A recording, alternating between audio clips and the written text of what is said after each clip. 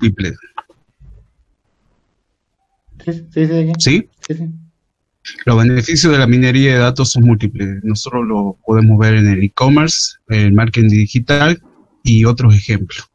¿Sí? Para esto hay diferentes líneas de acciones, ¿sí? Por ejemplo, establecimientos comerciales en los ámbitos de compra, establecimientos comerciales en los ámbitos de compra del cliente. Se puede ver los detalles más relevantes en el análisis para optimizar los diseños de las tiendas y mejorar la experiencia del cliente, aumentando siempre los beneficios para los comercios.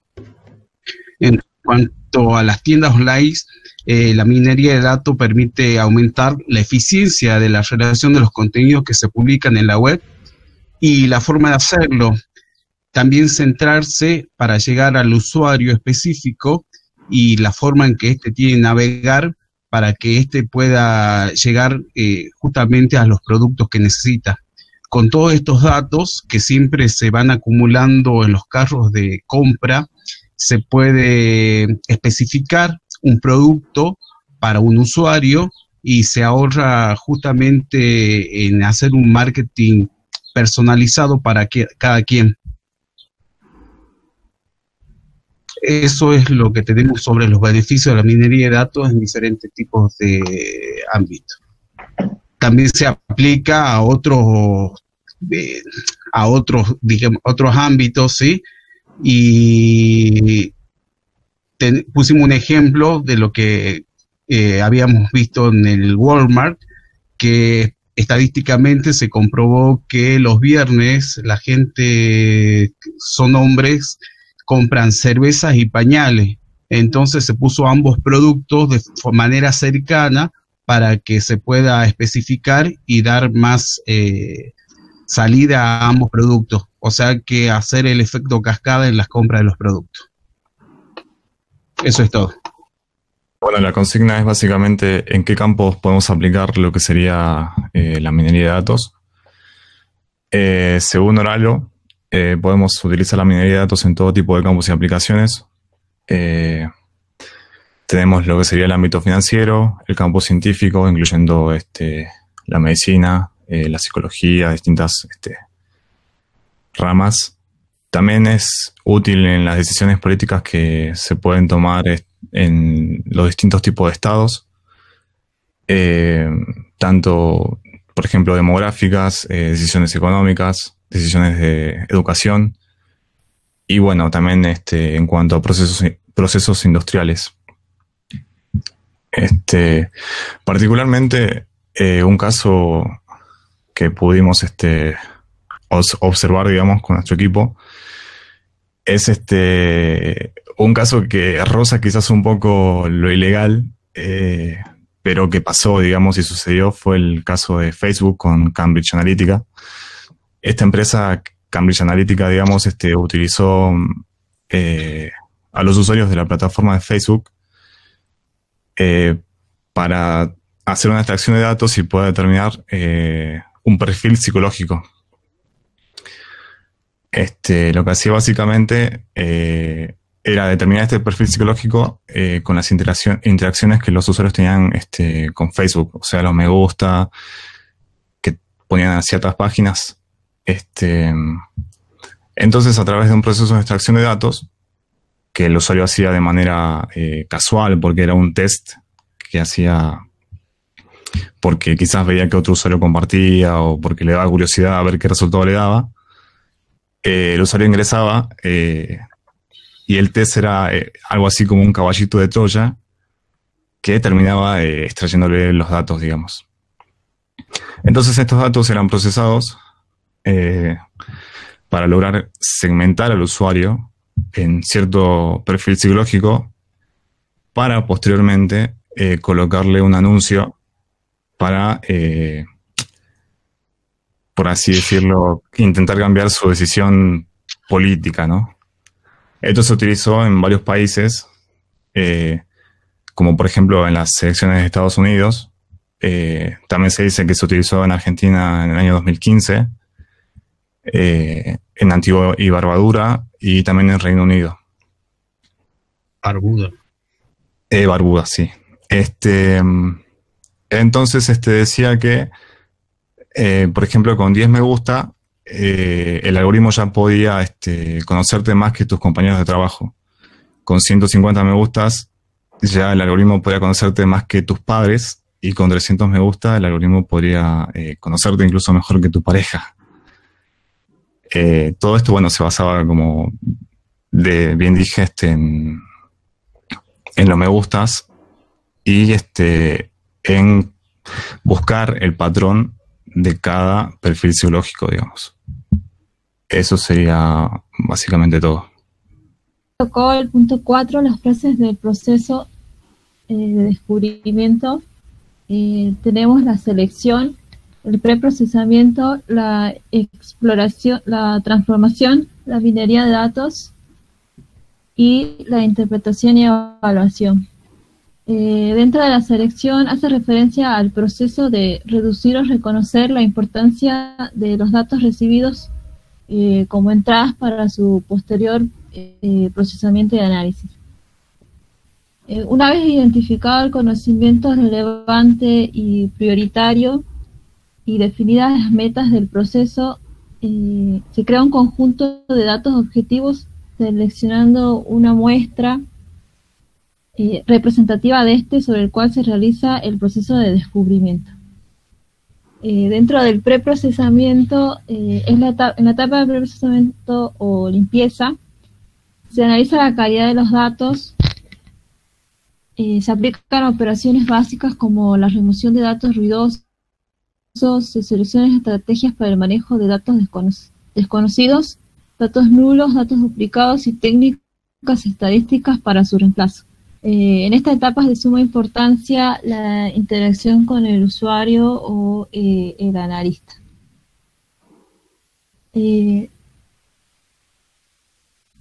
Después está la transformación de datos. En la etapa de transformación o reducción de datos se busca características útiles para representar los datos dependiendo de la meta del proceso. Se utilizan métodos de reducción de dimensiones o de transformación para disminuir el número efectivo de variables bajo consideración.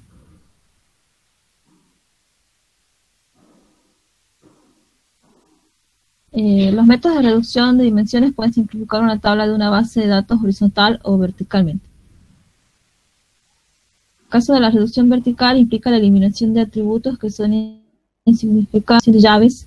La eliminación de columnas que dependen de funciones técnicas que se utilizan son agregaciones, comprensión de datos, histogramas, segmentación, discretización basada en entropía, muestreo, entre otras. La minería de datos, el objetivo de esta etapa es la búsqueda y descubrimiento de patrones insospechados, aplicando tareas de descubrimiento como la clasificación, el clustering, patrones secuenciales y asociaciones, entre otras.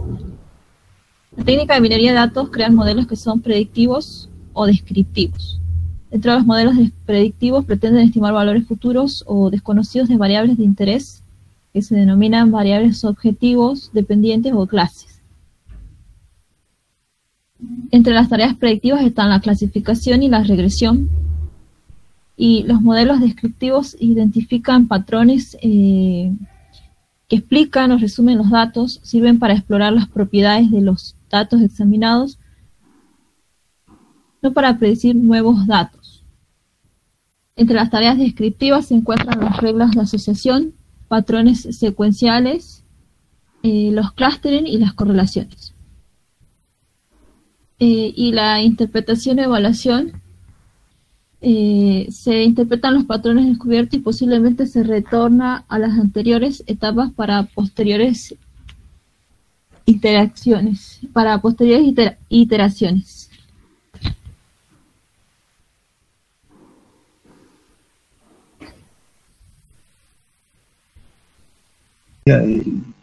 La minería de datos, data mining, primero empieza por la parte de la comprensión de negocio, la cual está centrada en la comprensión del objetivo y la exigencia del proyecto, pero partiendo de una perspectiva más de negocio.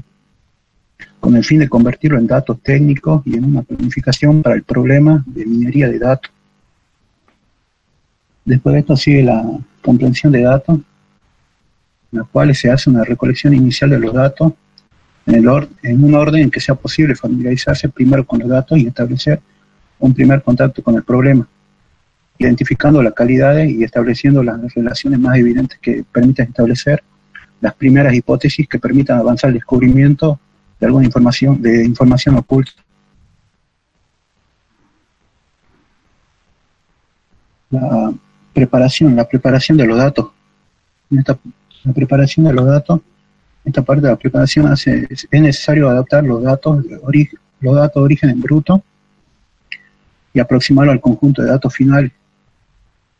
Las tareas de preparación en esta incluyen como las tareas de preparación incluyen la selección de los datos, tablas, registros o atributos, la transformación y la limpieza de estos, la construcción de nuevas variables, la integración de los datos y el formateo de los mismos. Después sigue después de la preparación de los datos viene el modelado, que durante esta fase se aplican técnicas de minería de datos, se aplican las técnicas de modelado de datos, de acuerdo siempre teniendo en cuenta los objetivos del negocio o del proyecto. Los parámetros de los usos de la misma se afinan hasta alcanzar valores óptimos. Es necesario que los datos cumplan algunos requerimientos específicos sobre el formato, los datos cumplan algún requerimiento específico. Si no, en caso de no cumplirlo, vuelven a la etapa anterior, que es la preparación de datos, hasta que cumplan dichos requisitos con el modelado seleccionado en base a las necesidades o exigencias que se presentan en el proyecto. Una vez obtenido el modelo, se evalúa si el modelo construido cumple con los objetivos y las expectativas del negocio planteado. Se lo evalúa. En caso de no hacerlo, se puede volver a hacer otra iteración más. En caso de que llegue a cumplirse los requisitos propuestos, los objetivos y las metas propuestas al inicio del proyecto, se puede utilizar para la implementación. Que esta bien puede ser utilizada los datos para la toma de decisiones o puede ser almacenado, o puede ser utilizado para una nueva iteración en el ciclo de vida de la minería de datos.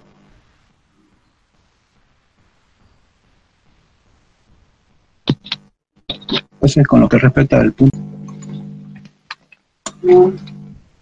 Perfecto. Bueno, antes que nada, la ciencia de datos es un término relativamente nuevo que todavía no ha sido consensuado o estandarizado. Hay varias disputas, ¿no?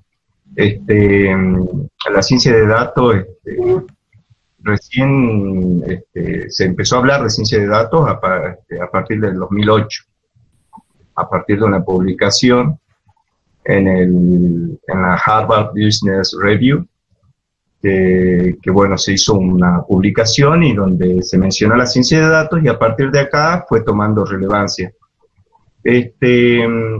Actualmente, ¿sí? Es todo un campo nuevo con muchos descubrimientos y se la considera una ciencia donde intervienen 4 disciplinas: negocio, programación, estadística y comunicación. Estos conocimientos combinados son usados para la exploración de datos. A pesar de la discusión y de las idas y venidas con la definición de si existe ciencia de datos, obviamente los que están a favor de la minería de datos, digamos, dicen que la ciencia de datos se desprende de la minería de datos y es parte de ella. Y los que están a favor de la ciencia de datos, o son referentes, obviamente dicen que la ciencia de datos engloba la minería de datos. Bueno, nosotros tomamos una postura que es esta última, donde consideramos a la ciencia de datos como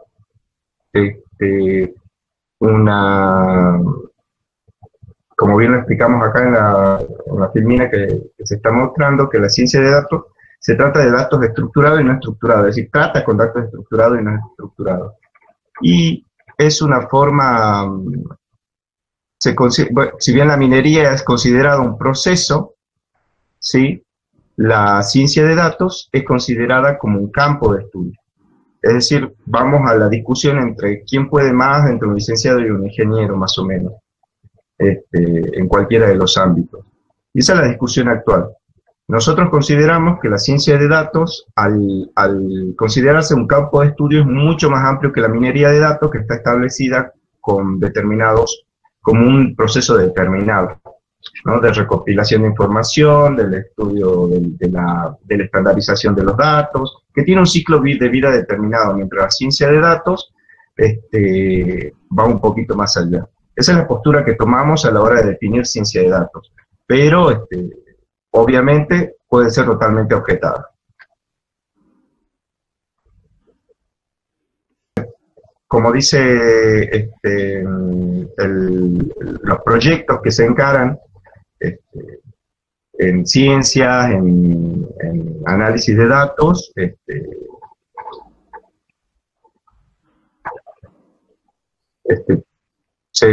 se encaran a través de nuevas metodologías, a partir de la ciencia de datos, no de metodologías ya establecidas como es la minería de datos, la limpieza de datos, la recopilación de datos, el modelado, el análisis, que obviamente tenemos un ciclo de vida y determinadas metodologías dentro de la minería de datos. Esas serían las diferencias, profe. Bueno, nosotros vamos a hablar de la herramienta que se nos asignó para analizar, bueno, que esta herramienta que nos tocó es Python. Bueno, vamos a comenzar hablando qué es Python en sí. Bueno, sabemos que es un lenguaje de programación del tipo interpretativo, que usa un código muy legible de una filosofía de desarrollo con una sintaxis de entendimiento muy amplia por estar cerca del lenguaje natural. Esa es la definición. De las ventajas que tenemos en sí, bueno, tenemos que tiene un estilo flexible, quiere decir que se aportan muchas herramientas para crear código de manera flexible, o sea, la sintaxis es comprensible, y algunas de las funciones se asemejan a estructuras de otros lenguajes. Bueno, también otra de las ventajas es que tiene es ordenado y limpio, quiere decir que significa que el lenguaje es legible y entendible para cualquier programador que quiera trabajar sobre una estructura ya establecida, y ello se debe a la organización de sus módulos. Bueno, en este caso, para los principiantes como yo, que estoy aprendiendo a programar Python, me resulta muy fácil y a la vez quizás un poco difícil el tema del ordenamiento, porque si bien cuando nosotros trabajábamos con determinadas IDE, por ejemplo el lenguaje Java, no era necesario tener un ordenamiento estricto, y en este caso a veces los errores que salen al programar en Python son por el tipo de ordenamiento que le podemos dar a nuestro código, digamos, cuando vamos programando.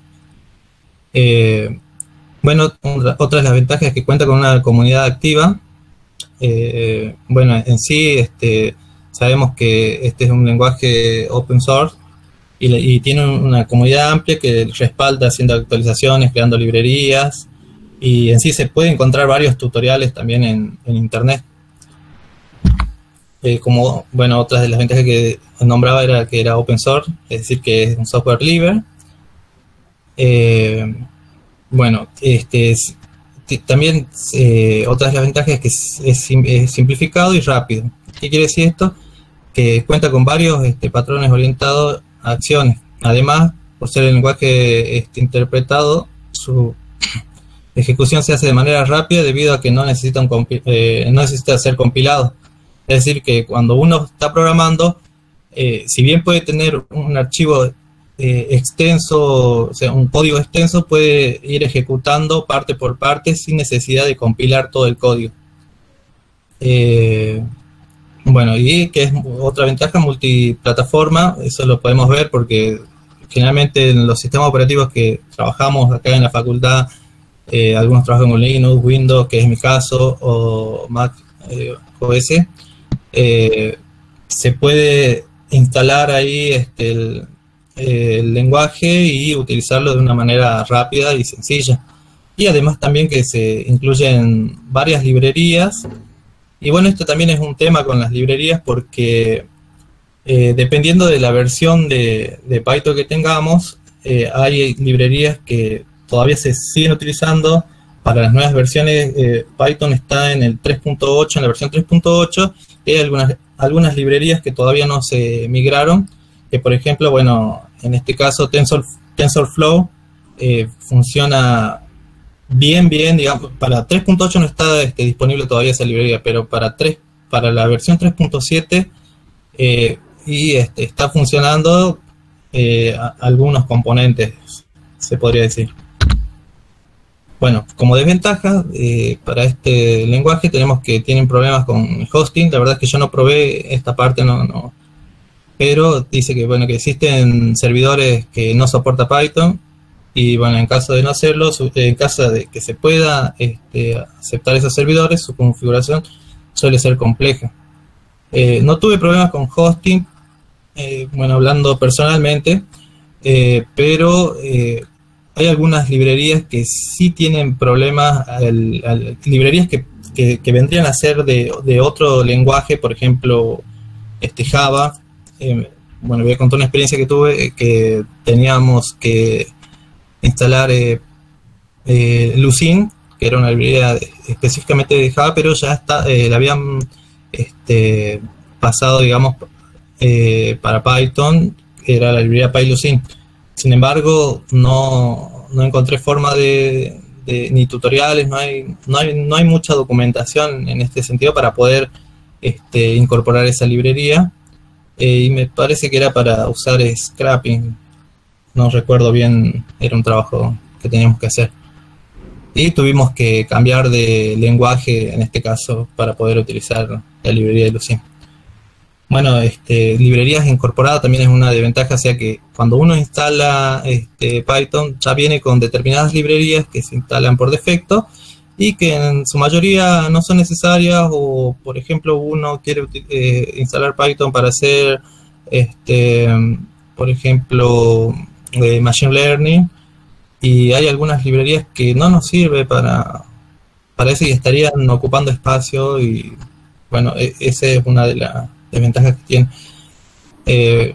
Otra serie no dispone de una buena documentación, es lo que yo comentaba, que hay lenguajes que generalmente, bueno, yo trabajo con Java y se encuentra mucha información. Sin embargo, Python, si bien se encuentra algo de información y en algunos casos está desorganizada, si bien cuenta con un equipo amplio o una comunidad amplia, en algunos casos o no se logra que la gente comparta también un poco del conocimiento que tienen, aunque últimamente estuve viendo de que están trabajando mucho para arreglar este problema. Otra, no tiene identificadores protegidos. Bueno, que a diferencia de otros lenguajes como PHP, Python, no cuenta con identificadores protegidos, por lo que los métodos empleados son públicos. O sea, por ejemplo, nosotros podemos programar algo y utilizar algunas variables que ya tendrían que están definidas en Python, y le cambiamos, digamos, la funcionalidad. Bueno, en ese caso, ese es el problema que se puede tener al querer utilizarla. Después dejaría de funcionar porque le cambiamos la funcionalidad. Bueno, una de las aplicaciones más populares que se puede encontrar, tenemos el desarrollo de web con Python, que bueno, es lo último que se está viendo, digamos, utilizando el desarrollo web con el lenguaje. Después otra tenemos el aprendizaje automatizado, o sea, Machine Learning. Este es el boom, digamos así, lo de hoy en día. Me parece que la mayoría de cuando alguien quiere ver un tutorial de Machine Learning, está basado en Python, y como decía, en las librerías TensorFlow, Scala también están utilizando para el reconocimiento de imágenes, reconocimiento facial o también reconocimiento de voz. Y bueno, el análisis y visualización de datos, que bueno, que es lo que me parece que vamos a ver en esta clase. En la clase que viene creo que había hecho el profe. Bueno, utiliza bibliotecas, bueno, una de las más populares de las bibliotecas que se utiliza para la visualización de datos es el Matplotlib. Bueno, que es una buena biblioteca para comenzar, porque es fácil, digamos, es fácil comenzar con ella y después ya ir cambiando a otras librerías como Seaborg, que también es otra librería que se utiliza para la visualización de datos. Y por último, el scripting también. Bueno, que generalmente se refiere a escribir pequeños programas que están diseñados para automatizar tareas simples. Y esto es en cuanto a lo que recopilamos de información de Python. Bien, la herramienta que nos tocó a nosotros es H2O. Una de las ventajas que tiene es que es de código abierto, open source, eso es muy bueno. Los lenguajes que soporta es R, Python y JSON. También tiene la funcionalidad de Auto Machine Learning y también tiene procesamiento distribuido en memoria. Es de fácil implementación y tiene mucha documentación. Bien. Ahora, una de las desventajas que tiene H2O es que no soporta GPU, que eso significa que no podemos usar las placas de video que hoy por hoy tienen mucho poder de procesamiento. Tampoco soporta SVM, que es Support Vector Matching, y tampoco no tiene alta disponibilidad para un clúster. Y bueno, también requiere que la biblioteca esté presente en el servidor API. Bien, algunos algoritmos que maneja serían de Deep Learning, el Random Forest, el XGBoost, el Cox Proportional Hazard, el Word2Vec y el Generalized Linear Model. Y también el gradiente Boosting. Esa sería la herramienta H2O.